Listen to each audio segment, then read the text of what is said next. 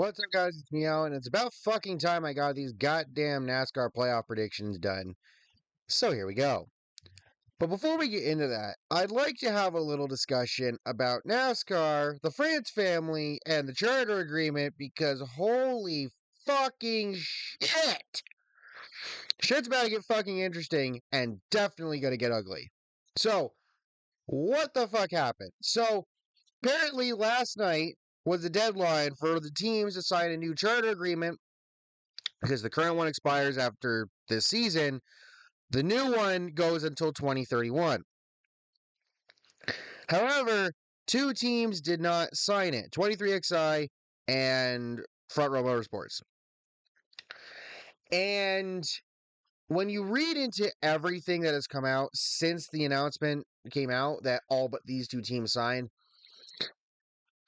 if you're managing to justify the France family for what they're doing, you are a fucking bootlicker. Okay? Why is that? Well, apparently, NASCAR basically threatened all the teams by ripping their fucking charters away if they didn't fucking sign.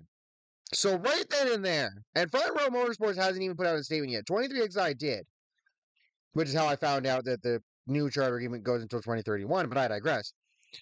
So Front Row and 23XI are putting their balls on the fucking line for this. Denny Hamlin specifically with 23XI because he's been the most vocal out of anyone. And that's where I think this shit's headed.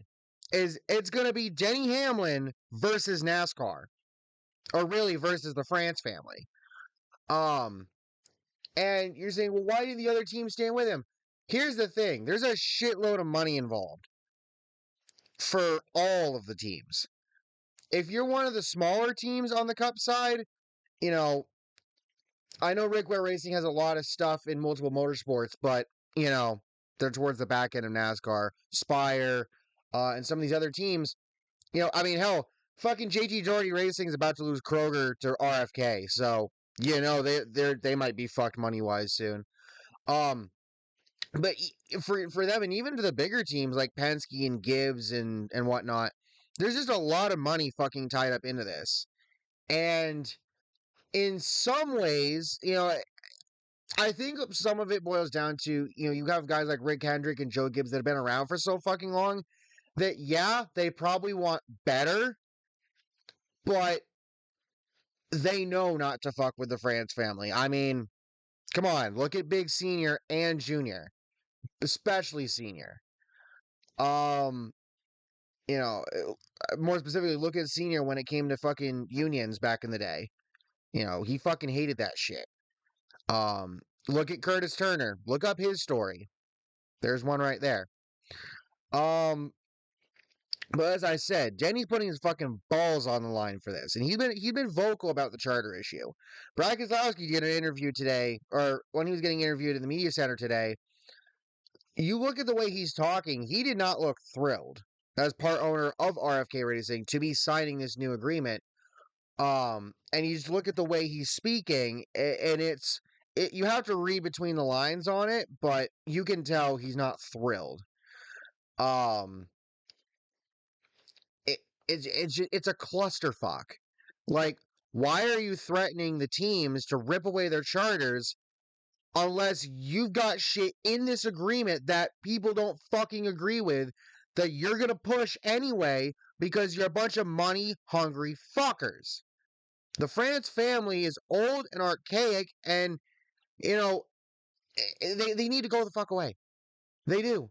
They need to sell NASCAR to other people, probably a group of people, former drivers included. I mean, why do you think a lot of us fans have clamored for Dale Jr. to be running NASCAR? Okay? The France family needs to fucking sell and get the fuck out. I know they won't because this is not because NASCAR is theirs. The France family created NASCAR. I understand that. But this is 2024, not 1964. Pull your heads out of your fucking asses, and I hope to God Denny fucking wins. And this is another thing, real quick. For Denny Hamlin, love him or hate him, he's just trying to do right by his fellow owners and himself as a driver, his own drivers, and for the future of NASCAR. There is so much shit that's happened, and it just shows you that the France family, they don't fucking want to listen. When I was at the Twitter meetup for the Cup race and in Daytona, Jeff Gluck said something to one of the other fans there that has resonated with me, and he said that he believes that if Ben Kennedy or Steve O'Donnell or somebody like that was the one in charge and not the France family, the charter agreement probably would have gotten done quite a while ago. Now, I understand it's easy to rag on O'Donnell and Phelps and whatnot, but I look at it kind of like Pierre Dorian with the Ottawa Senators before and after Eugene Melnyk, their owner, died. Because when you look at it, you didn't know when the decisions went through Dorian or Melnick. It's the same thing with the Angels and their owner, Artie Moreno. You don't know, is the GM making the decisions or is the owner making them? And then after Melnick died, well, we saw Pierre Dorian was kind of shit at his job, but that's the point. We don't know how good Kennedy or Phelps or O'Donnell are because they're stuck under the boot of the France family. You know, it's why and again, it boils down to it's the same problem with players and coaches and whatnot being fined for getting mad at the refs for making bad calls and things like that. It's the top brass doesn't want to hear these complaints because they know shit's broken, but they don't want to fucking fix it until the bottom line is affected. And then when the bottom line is affected, they fix it, but they don't fix it correctly. Rarely ever does that happen properly. So I don't know where the fuck this is gonna go. It's gonna get fucking ugly, probably. Um, and I can't wait for the podcast on Monday because, uh, excuse me, because I have a funny feeling Denny Hamlin is gonna rip into NASCAR, and honestly, he should. He fucking should. One of 23XI's top brass actually this week freaking had a sign on his back for some media availability, saying not to ask about the charters and whatnot. I think this is what this was in reference to: the fact that 23XI won't sign it, and that they're gonna fucking hold out as long as possible and basically tell NASCAR either you change your shit or, whatever. Now the one thing that goes against them is the fact that all but one other team did sign. But I can't imagine the sentiment behind the scenes is that they all like it. But I think most of the team signing, it's just they're doing it because a lot of the owners are older guys that have been around for forever, so they know how the France family operates, or they just don't want to fuck their shit up, especially if they're a smaller team.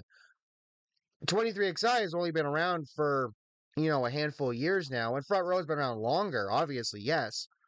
But, you know, it is what it is. And what's funny is, if I remember correctly, there were rumors that Front Row was getting ready to sign and that other people were pissed at them that they could have been either first to sign or sign as early as they did, potentially, before now turning out they haven't yet, because of, whatever issues are going on. So again, stay tuned.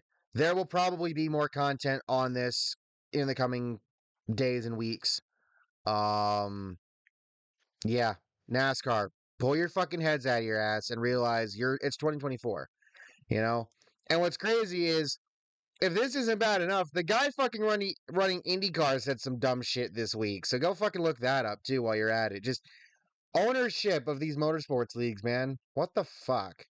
But if you've made it this far in the video, or if you just clicked ahead with the timestamp, which I will have in the description, it's finally time to get to the goddamn predictions. 16 drivers, 4 rounds, 1 championship. Round 1, Atlanta, Watkins Glen, and Bristol. So, I'm just going to say it. I think Kyle Busch wins Atlanta. One, to make up for not winning it in the spring in that 3-wide finish, but also, this is just NASCAR's, the racing guides just saying, yeah, we'll give you a win after you finish second 2 weeks in a row to guys who didn't have a win yet. this season, and one that hadn't won ever in the Cup Series. So, sorry, Kyle Busch, but at least you get to continue your streak of winning races at least once every season for I don't even know how long now. It's got to be what 20 years or something. Um, so then we go into Watkins Glen, and mind you, what's crazy about this round is it's full of wild cards. Atlanta is a pseudo super speedway. Watkins Glen's a road course, and Bristol is Bristol, right? Watkins Glen, I think you're gonna get your first shocker of the playoffs. In that, I think Daniel Suarez wins. He has shown before that he can run well here, and with Ross Chastain being out of the playoffs, Trackhouse is going to probably do everything in their power to ensure Daniel Suarez has the best car on a week to week basis for as long as he's in the playoffs. And look, he got his first career win in the Cup Series at Sonoma, and then he won Atlanta this year. I very well think he could win Watkins Glen and really shake up the playoffs. And then Bristol, because he runs for 23XI and is a way of telling NASCAR to fuck off, Tyler Reddick wins. So, joining them in the round of 12, you have some obvious picks: Kyle Larson, Christopher Bell, William Byron, Ryan Blaney, Denny Hamlin, Chase Elliott, Brad Keselowski. Leaving the bottom three, who do I think gets in at the bottom? Alex Bowman, which, by the way, if you're really trying to make rumors of Bowman getting kicked out of Hendrick and the fact that they've had to shut that shit down, go fuck yourself. Anyway, Bowman, Chase Briscoe, and Ty Gibbs make it out of round one. Joey Logano, Austin Cindric, Harrison Burton, Mark Truex Jr. eliminated. So Cindric and Burton are the obvious ones, and I hate saying that, but they are. Logano, here's the thing with Logano, right? Outside of his lone win, if he doesn't get that win earlier this season, we're talking about him the same way we're talking about Kyle Busch, in the sense of outside the playoffs, on points no less, because Logano, like Busch, did not have a good start to the season and was still below the cut line when he did finally win. And we're talking about Logano potentially fucking not even making the playoffs, which I fucking predicted that this season. I literally said Logano wasn't going to make the playoffs. Maybe he wins a race in the playoffs, but he wouldn't make it there. He proved me wrong, but he's going to get knocked out in round one. I don't give a shit that it's an even year and that Logano usually does well in even years. I don't care. He's getting knocked out in round one. And Martin Truex Jr., man, Martin Truex Jr. is going to either win the championship or go out in the first round. There is no in between. There is no. He is. If it wasn't for Chris Buescher not getting stage points at Darlington, Martin Truex Jr. would not be here potentially, especially because Briscoe won. But it was looking like Martin Truex Jr. wasn't going to make it, and Buescher failed to score stage points. So Truex Jr. barely gets in the playoffs. But for his final Cup Series season, at least full-time, he's not going out with a bang. Or maybe he will. I don't know. I don't think he will, though. So then we get to the round of 12. Kansas, Talladega, and the Roval. For Kansas, give me first-time Cup Series winner, Ty Gibbs. He has been so close to winning multiple times this season. I think Kansas is where he finally gets it done, and he advances to the next round of the playoffs as a result. Then we go to Talladega. And when it comes to Talladega in the playoffs, there's one guy that he's had to win here before, and he's done it. He's come up clutch. I know it's Talladega and all that, but Brad Keselowski, I think he finds his way to the front, and I think he wins at Talladega, locks himself into the round of 8, and then Christopher Bell takes home the win at the Roval, because why not? He's pretty solid there. So joining them, Kyle Larson, Tyler Reddick, Ryan Blaney, Denny Hamlin, and Chase Elliott, which means Suarez, Byron, Bowman, and Briscoe eliminated. Byron and Briscoe makes sense, or actually Suarez and Briscoe makes sense. Bowman some extent as well. As for Byron, he's had a really good season, but the problem for him, in my opinion, is that he starts off really well, and then it's just like he tapers off as the season goes on. Like he'll win early, maybe get a couple of early wins, and then just taper off as the regular season goes. So the question is, can he re-spark himself in the playoffs? I think he can, but with the way that the round of 12 is, I just don't know if I think out of all of the guys that we look at as championship contenders, I think he's the odd one out to not make it to the round of 8. So speaking of the round of 8, you have Las Vegas, which is where I will be. Thank you to my buddy Ninja Chris. Appreciate you, man. Then you got Homestead, Miami, and Martinsville. So I think Ty Gibbs wins again. I think he walks into Las Vegas and he walks away with his second cup victory, his second victory of the season, his second victory of the playoffs, and he puts himself in the final 4. And the thing is if he doesn't win there, he has just as great of a chance to do it at Homestead, Miami, and also Martinsville. Ty Gibbs can literally win all 3 races in this round, honestly. I think Kyle Larson will take home the Homestead Miami win because why not? And then Denny Hamlin gets the job done at Martinsville because he just knows how to fucking win there. So who gets the 4th spot in the final 4? Tyler Reddick. So yes, you have the owner of 23XI and the regular season champion driver of 23XI both making it to the final 4 in a fuck you NASCAR run, assuming NASCAR doesn't interfere. And as for the other 4, Keselowski, Bell, Blaney, and Elliott get eliminated. Blaney, unfortunately, does not get to defend his title. Keselowski, I mean, I feel like at this point, Keselowski's kind of just playing with house money. He finally got another win back at Darlington in the spring. Um, yeah, unfortunately, his teammate Busher had to get sacrificed for that, but he got the job done. He won that. Bell has had a good season yet again. And then Elliott, I don't want to say resurgence, but a return to form, kind of. It's not necessarily, the Chase Elliott of old, but it is what it is for him. So then we get to Phoenix. Gibbs, Larson, Hamlin, Reddick. Hamlin back in the final 4. Again, Larson looking for his second championship.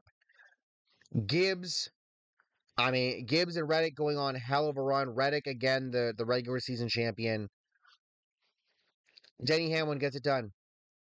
And I think it's going to be shades of Tom Brady and the Patriots winning the Super Bowl after the 4-game suspension of Brady because of the fucking Deflategate bullshit. Doesn't matter. It's gonna be that sort of thing where where Denny just like has like a shit-eating grin on his face when he gets handed the trophy by whomever from NASCAR. Which, by the way, he also pointed out that apparently nobody from NASCAR was there to hand Reddick his regular season championship trophy. What the fuck? Um, but I think he will. I think Denny will get it done. I I think it's going to come down to the fact of that spite is one hell of a fucking motivator. And Denny is going to do it out of spite. He's going to break through the bullshit and win the fucking championship just to piss NASCAR off. Just to piss the France family off. So, yeah. Hope you all enjoyed. Thank you all for watching. I'll catch you next time. Peace.